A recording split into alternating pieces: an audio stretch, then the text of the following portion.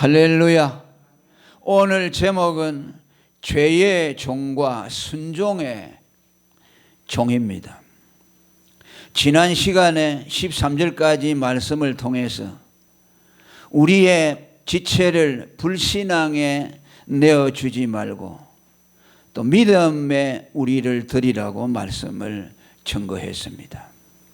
입이 10개가 있다면 그 입 10개를 믿음과 복음을 위해 드리고, 손이 10개가 있으면 그 10개 모두를 믿음과 복음을 위해 드리고, 생명이 10개가 있다면 그 10개를 믿음과 복음을 위해 드려야 한다고 말씀했습니다.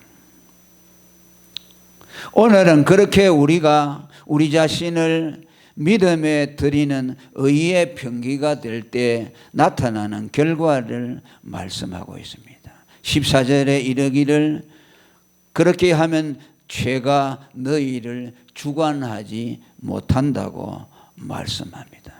이 말씀은 죄가 너희를 종을 삼고 지배하지 못한다는 뜻입니다. 그 이유를 15절은 이렇게 말씀합니다. 이는 너희가 법 아래 있지 아니하고 은혜 아래 있기 때문이라고 말씀합니다.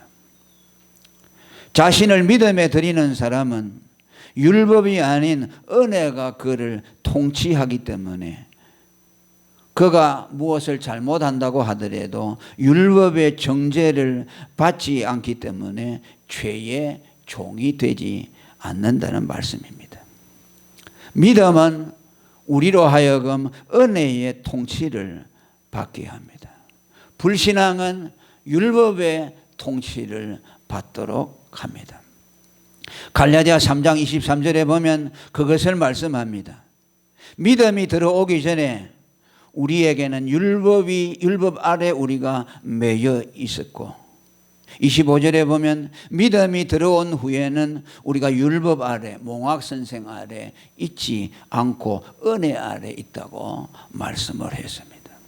이것은 예수님이 우리를 위해서 율법을 대신 성취해 주신 결과로서 그 예수를 믿음으로 우리를 율법의 저주에서 속량해 주셨기 때문입니다. 그러면서 사도 바울은 한 가지 걱정을 우리에게 토로합니다. 그것은 믿음으로 율법에서 해방이 되어 율법의 정죄를 받지 아니하게 될 때에 사람들에게 나타나는 하나의 부작용을 말씀하는데 그것이 죄의 남용이라고 말씀합니다. 15절에 이르기를 우리가 법 아래 있지 아니하고 은혜 아래 있으니 죄를 지으리요 그럴 수 없다라고 말합니다. 은혜 아래 있기 때문에 죄를 남용할 수 있는 위험이 있음을 경고합니다. 그래서 너희는 은혜 아래 있다고 죄를 남용하는 일을 하지 말라는 말씀입니다. 세 번역에는 이렇게 말합니다. 은혜 아래 있다고 해서 마음 놓고 죄를 짓자는 말인가?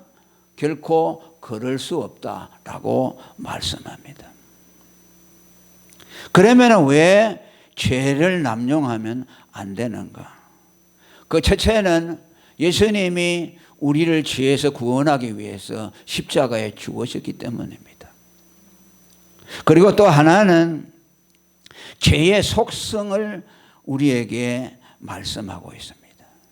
죄라는 것은 그것을 허락하게 될 때에 그 죄가 그 사람을 사로잡아 버리는 그런 세력을 갖고 있기 때문입니다. 16절에 너희 자신을 종으로 들여 누구에게 순종하든지 그 순종함을 받는 자의 종이 되는 줄을 너희가 알지 못하느냐. 죄를 남용하지 말아야 될 이유는 죄를 한 번, 두 번 남용하고 허락하게 될 때에 그 죄의 습관에 빠져버려서 거기서 헤어나오기가 어렵게 된다는 말씀입니다. 순종함을 받는 자의 종이 된다는 말은 죄의 습관성을 말씀합니다.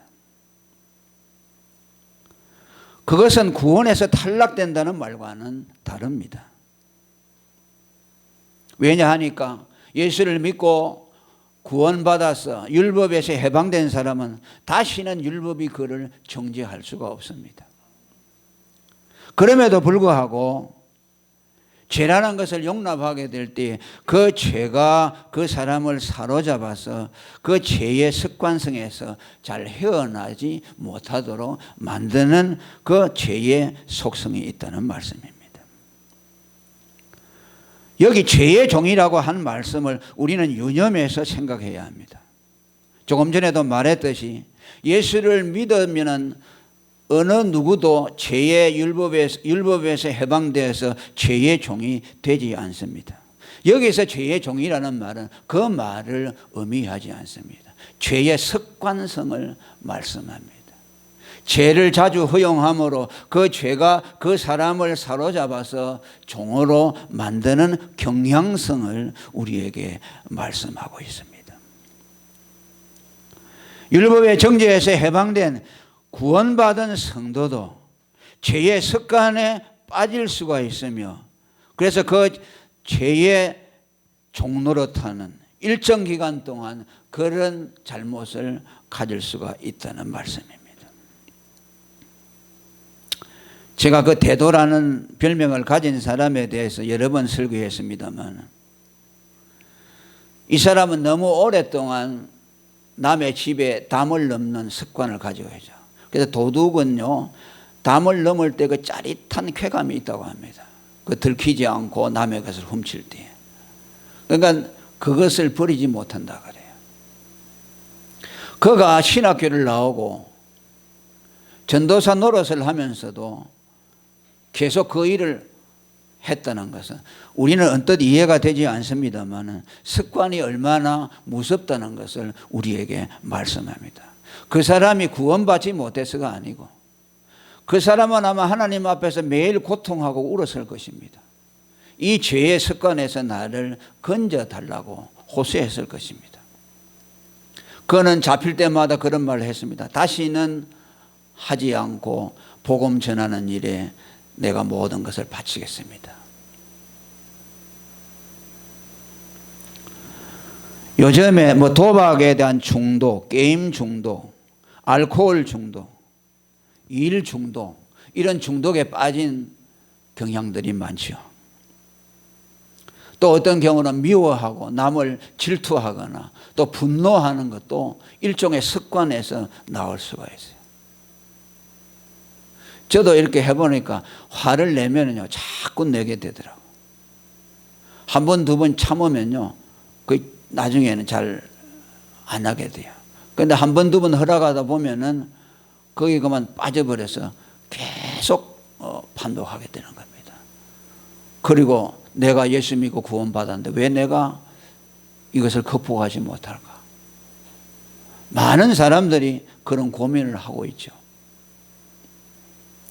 이것은 지난 시간에도 말씀드렸습니다만 우리 그 사람 부패한 그 사람이 아직도 남아있기 때문에 죄의 유혹이 올 때 그것을 용납하게 되면 둘이가 결탁되어 버리면요 매우 끊기가 어려운 거죠. 여전히 예수를 믿고 구원을 받고 신앙생활을 하면서도 그런 것들에 대해서 고통하는 사람들이 우리 가운데 많습니다. 습관이라는 것이 그렇게 무서운 것이죠.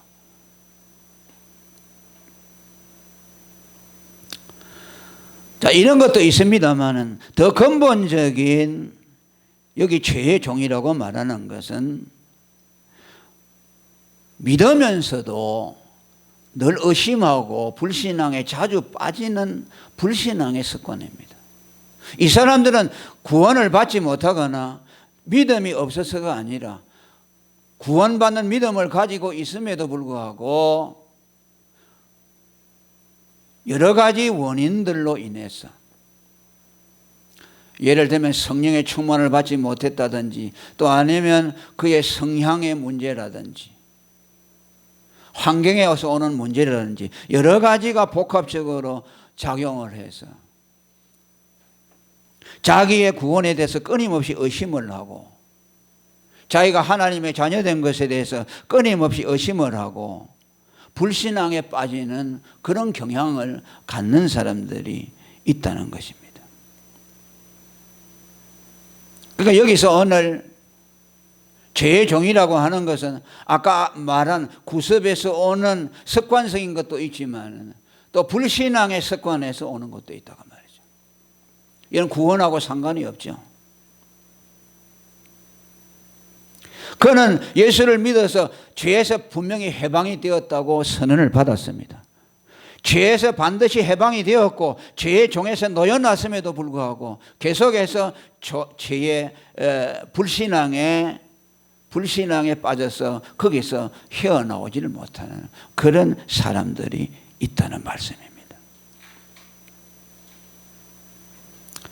예수 믿으면 구원받습니다라는 복음을 들을 때는 그렇다고 끄떡이지만 또 좀 있으면 의심이 들어와서 정말 예수 믿으면 구원받을까라는 생각을 하게 됩니다.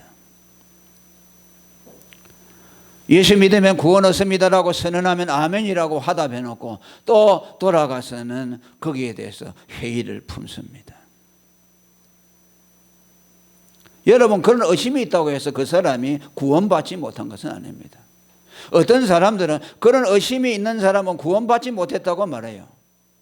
구원받은 믿음은 완전히 100% 의심이 조금도 없어야 된다고 말합니다. 이렇게 가르치는 사람들이 많습니다.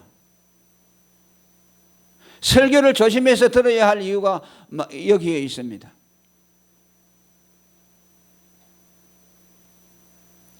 스폴전은 깨진 쪽박 같은 믿음이라는 말을 자주 했습니다.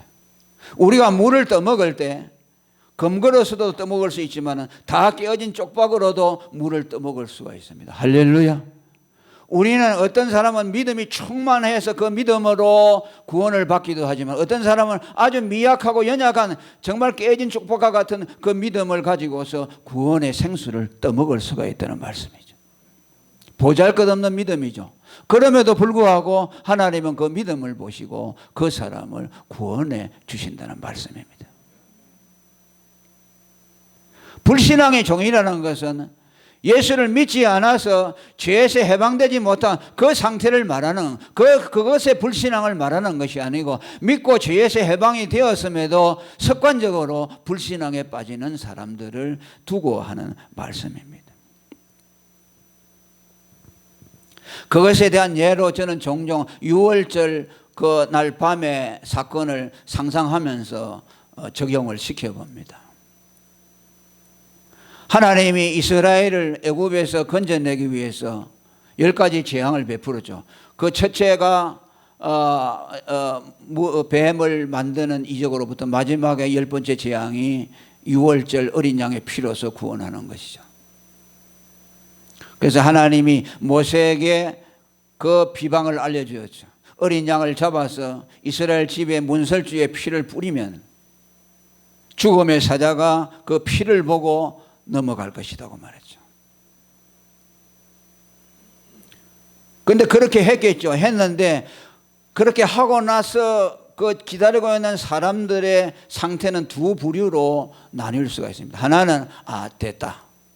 피를 발랐으니 죽음의 사자는 우리 집에 들어오지 못할 것이야 라고 안심하고 기다리는 가정들이 있은 반면에 또 어떤 가정에는 피에다 피를 문설주에 발라놓고 그렇기 때문에 그 가정은 죽음의 사자가 들어오지 못함에도 불구하고 두려워하고 있는 거죠. 설마 정말 이 피를 뿌렸다고 죽음의 사자가 넘어갈까? 계속 아마 걱정과 두려움 속에서 그 밤이 오기를 기다렸을 수도 있습니다. 그런데 죽음의 사자가 왔을 때에 그 피가 뿌려져 있는 이스라엘의 집은 다 넘어갔다고 말씀합니다. 거기에서 두려워하고 걱정하고 있는 집이라고 해서 그 집에 들어간 것이 아니죠. 죽음의 사자가 넘어간 것은 두려워하고 걱정하는 문제가 아니라 피가 있느냐는 문제였죠. 피를 뿌려놓고도 두려워하고 걱정하는 그 집에는 여전히 주님이 그들을 지켜주었죠. 오늘도 그와 같습니다. 예수를 믿고 구원을 받았음에도 불구하고 끊임없이 자기의 구원을 의심하는 사람들은 문설주에 피를 발라놓고 두려워하고 걱정하는 사람과 같다는 것이죠. 구원과는 상관이 없음에도 의심에 사로잡혀서 구원의 확신을 갖지 못하고, 구원의 확신을 갖지 못하니까 하나님을 위해서 적극적으로 살아갈 수가 없어요. 왜? 자기 구원 걱정한다고 아무 일을 못하는 거죠. 구원의 확신이 있으면 자기 구원은 다 문제가 해결됐잖아요. 그러면 이제 다른 사람을 위해서 살 수가 있는 거죠.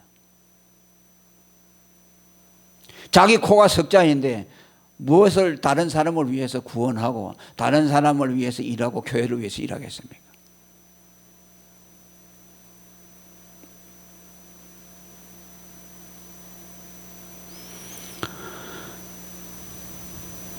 이런 사람들은 불신앙이 습관이 되어 있기 때문에 예수를 믿음에도 불구하고 끊임없이 입으로 불신앙의 말을 합니다. 그죠? 마치 하나님이 없는 사람처럼 말을 합니다. 저는 예수 믿는 사람들이 언어들을 보면은 저 사람이 예수를 믿는 사람인가, 소망이 없어 보이고 두려움이 사로잡혀 보이고 전혀 믿는 사람처럼 생각이 들지 않을 정도로 믿음이라는 것이 말에 표현되지 않아요. 그렇다는 그런 생각을 가진다는 건 뭐입니까? 그 속에 믿음이 견고하게 자리 잡지 못했다는 거죠.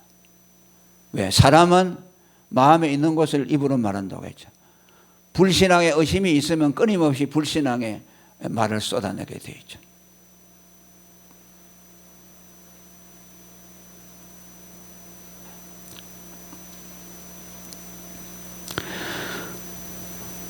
그렇기 때문에 이들은 자기도 모르게 불의의 병기가 되어서 불신앙의 자신을 드리기 때문에 불의의 병기가 되어서 하나님의 의를 해방하는 일을 자기도 모르게 하게 되는 거죠. 그 말을 듣는 사람들의 믿음을 깎아내려버리고 주님이 예수 믿으면 구원할 거야.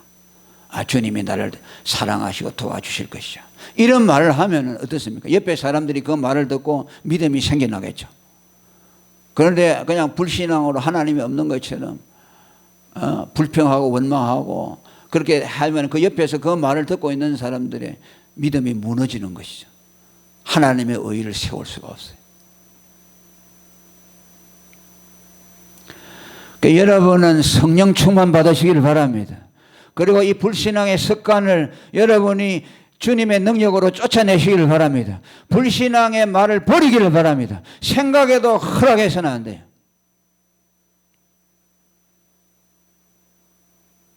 그리고 뭐라고 했습니까? 순종의 종을 말씀합니다. 불신앙에 빠짐으로 해서 죄의 종이 되고 불의의 병기가 되는 반면에 또 어떤 사람은 순종의 종이 된다고 말합니다. 죄를 남용하지 말아야 될 이유를 말씀하죠. 불신앙에 빠뜨려서는 안 될 이유를 말씀하는 것이죠. 여기 순종의 종이라는 것은 무엇을 말씀할까요? 자신을 믿음에 드리는 것을 말씀합니다. 성경에서 순종은 믿음을 말합니다. 불순종은 불신앙을 말합니다. 무엇을 하고 안 하고가 아니에요. 성경에서 말하는 순종은 믿음입니다. 마음의 순종을 믿음이라고 하는 것입니다. 순종의 종이 된다고 하는 것은 자신을 믿음에 들여서 믿음의 종이 되는 것을 말씀합니다. 믿음에 사로잡혀 있는 사람을 말씀하는 것입니다.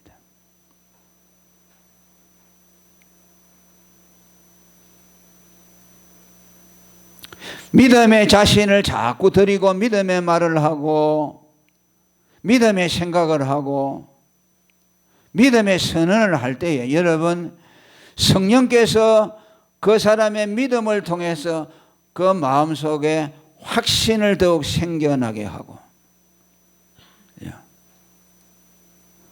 그러하여금 온전히 믿음에 사로잡혀서 믿음에 대한 확신과 구원에 대한 확신이 그 사람을 사로잡게 됩니다.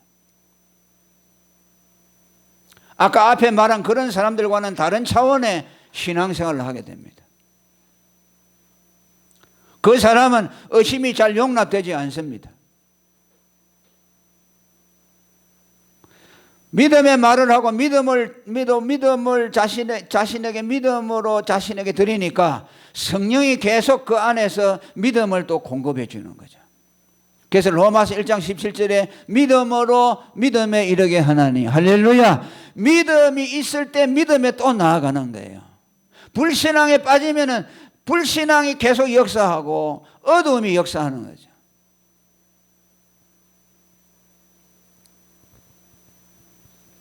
그 사람의 생각은 믿음에 모든 관심이 집중되어 있고,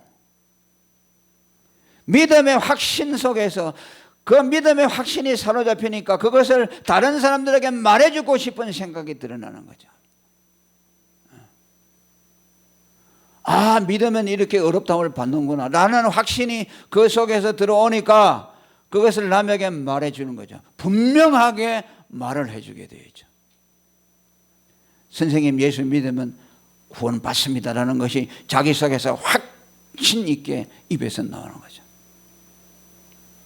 어떤 사람은 그냥 입에서 맴돌기만 하고 안 나오는 사람들이 있어요.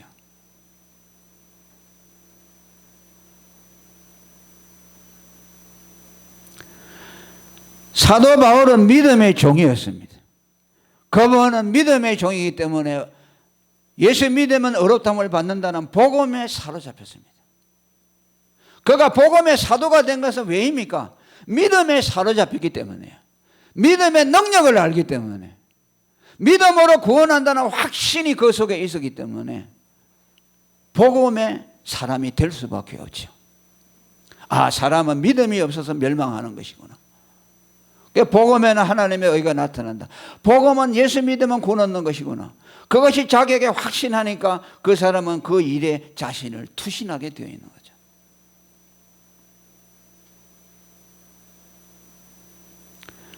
사도 바울은 에베소 6장 19절에 자기 스스로를 복음의 메인 사신이라고 말합니다. 자기는 복음의 사슬에 매여 있다고 그랬어요. 이것을 도무지 벗어날 수가 없다.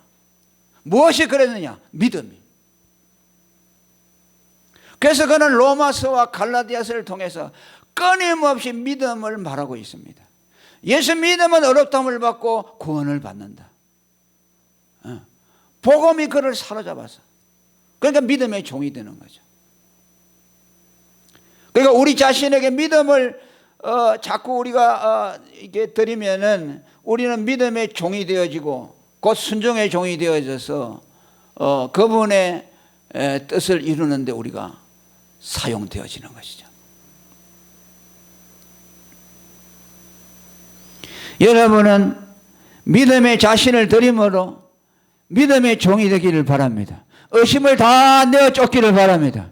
성령으로 충만해서 복음의 확신을 가지고 살아가는 저와 여러분이 되기를 바랍니다. 그런 순종의 종이 되어야 되지 않겠습니까?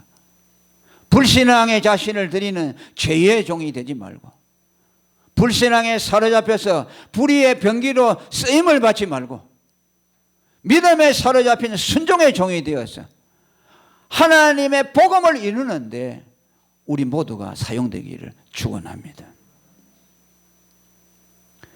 그리고 사도 바울은 결론적으로 말씀합니다. 죄의 종이 되는 사람은 사망에 이르게 되고 순종의 종이 되는 사람은 의에 이른다고 마지막 부분에 말씀하고 있습니다.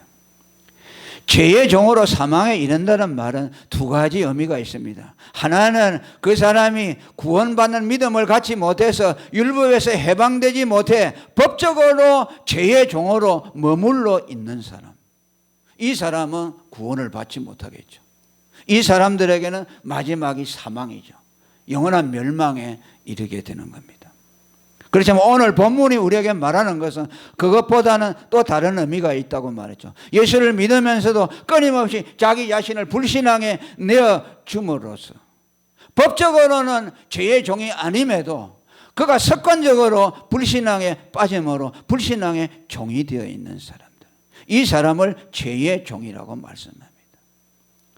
이 사람들은 영원한 사망의 형벌에 빠뜨려지지는 않지만 그가 살아가는 동안에 끊임없이 죽음을 경험하게 된다는 말씀, 영적인 의미를 말합니다. 예수를 믿으면 생명이 충만해야 되잖아요.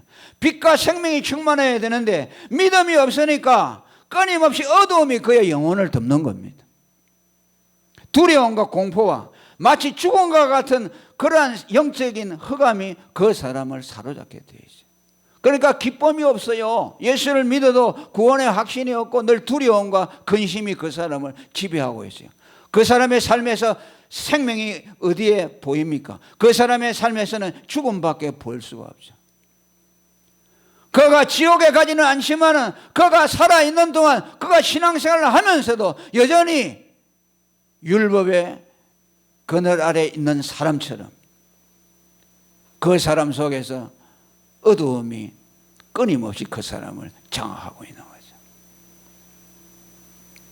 그래서 사탄의 도구가 되어지고, 그죠?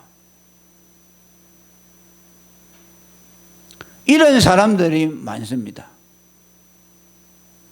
예수를 믿는데도 전혀 기쁨도 없어요. 만족도 없어요. 왜 그런지 압니까? 구원은 받았는데 끊임없이 불신앙의 자신을 내어주기 때문에 그래요. 믿음이 있는 생각도 없고 믿음으로 고백하고 남에게 믿음의 확정을 나타내지도 못하고 늘 의심과 이런 것들이 막 혼재되어 있으니까 그 사람의 마음은 상태는 뭡니까? 사망의 상태와 같아요. 예수님은 뭐라 했습니까? 목자가 온 것은 양으로 생명을 얻고 뭐라고 했어요? 더 풍성히 얻게 하려 함이라. 할렐루야. 그냥 생명 구원을 얻는 것으로 그치지 않고 계속 더 생명이 그 안에서 충만히 역사하라는 말씀이에요. 개어 구원만 얻어가지고 불 가운데 얻은 구원처럼 이 세상에 사는 동안에는 그냥 그렇게 살다가 마감하고 주님 앞에 의의 병기로 쓰임을 받지도 못하고 그냥 그렇게 살다가 그냥 개어 죽어서 천국에 들어가는 거겠죠.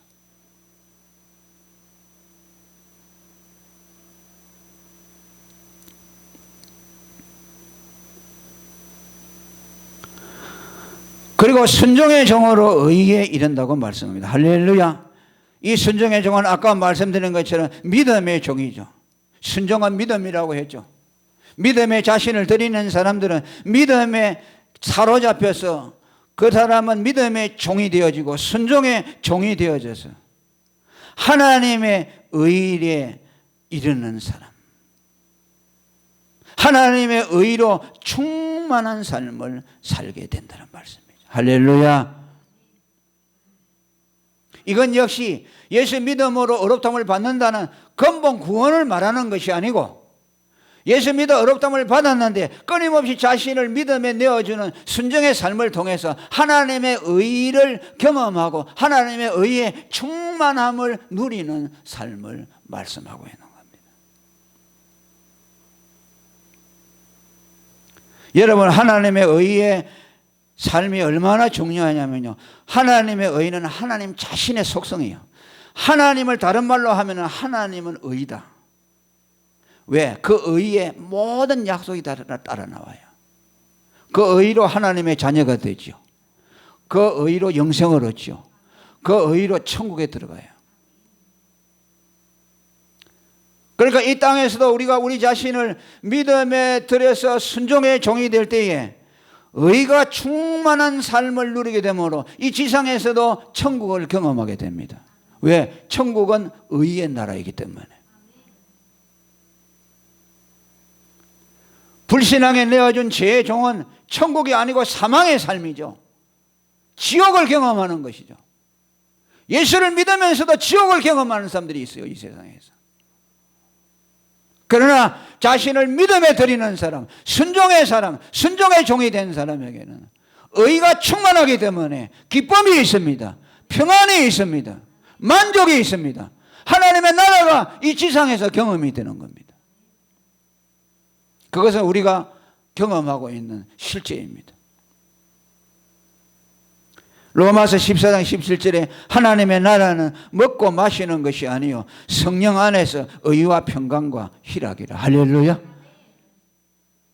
예수 믿어서 여러분 먹고 마시는 것 풍성하게 가지려고 합니까? 예수 믿어가지고 돈 많이 벌어가지고 먹고 마시는 문제 이거 잘 하려고 예수 믿습니까?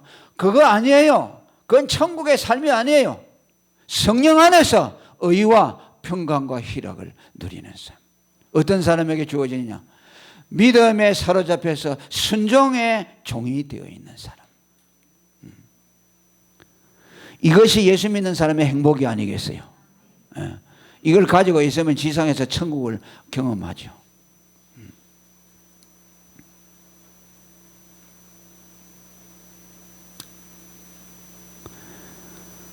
오늘 여러분의 이 말씀을 통해서 우리는 예수를 믿어서 법적으로 율법의 정죄에서 해방이 된 사람이요.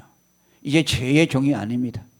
그럼에도 불구하고 어떤 사람들은 여전히 불신앙의 자신을 들이므로 죄의 종이 되어서 죽음을 경험하고 사는 사람들이 많아요. 우리는 그런 자리에 들어서지 마시기를 바랍니다. 믿음을 들여서 순종의 종이 되어서 하나님의 의를 경험하고 하나님의 의가 나타난 그 복음, 그래서 그 복음을 위해서 사는 사람, 그래서 의의 병기가 되어서 하나님의 의를 이루는 사람, 하나님의 의를 세우는 사람, 하나님의 나라를 세우는 그런 사람이 되기를 바랍니다.